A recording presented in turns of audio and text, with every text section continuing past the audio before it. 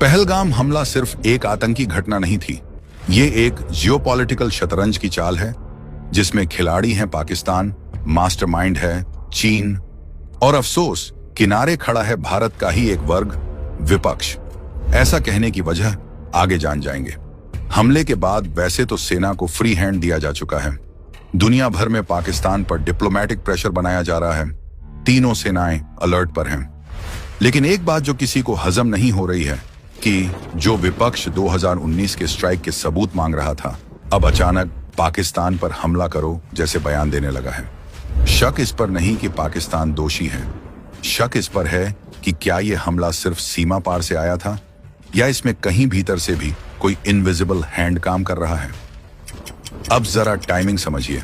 मोदी सरकार ग्लोबल मंचों पर लगातार मजबूत हो रही है, पाकिस्तान आर्थिक रूप से दिवालिया है, चीन की BRI लड़खड़ा रही है, CPEC ठप पड़ा है, इंडो पैसिफिक में भारत एक मजबूत खिलाड़ी बन चुका है, अमेरिका ने चीन पर 245% टैरिफ लगाकर उसकी मैन्युफैक्चरिंग को झटका दिया है और अब कंपनियां भारत की ओर रुख कर रही हैं। यानी भारत बन रहा है अगली मैन्युफैक्चरिंग सुपर पावर। और यही बात चीन और पाकिस्तान को सबसे ज्यादा खटक रही है और शायद विपक्ष को भी। अब चीन अपने गिरते एजेंडे को सहारा देने के लिए पाकिस्तान का सहारा बना हुआ है और वैसे भी पाकिस्तान में अकेले इतनी हिम्मत नहीं कि वो भारत पर हमला करे, खासकर तब जब भारत में मोदी सरकार हो। मकसद साफ है, भारत को युद्ध में उलझाना, क्योंकि युद्ध का मतलब है अस्थिरता, अस्थिरता का मतलब है निवेश रुकना।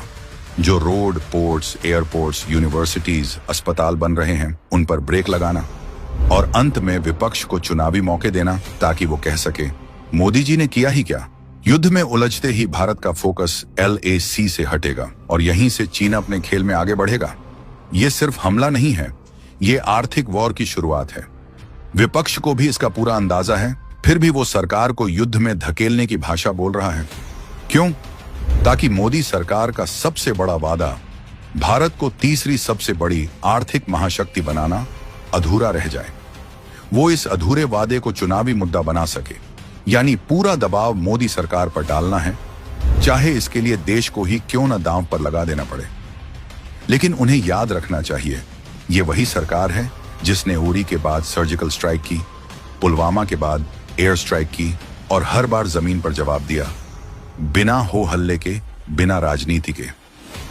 भारत बदला जरूर लेगा, लेकिन अपनी मर्जी से, अपनी टाइमिंग पर और अपने मैदान पर। यह युद्ध का शंखनाद नहीं है, ये चुपचाप फतह की तैयारी है। इस बार भारत